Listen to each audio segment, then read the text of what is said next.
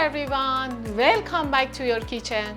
Today we're gonna make a delicious Italian dish called chicken cacciatore. It's a flavorful chicken stew with tomatoes, onions, bell peppers, and herbs.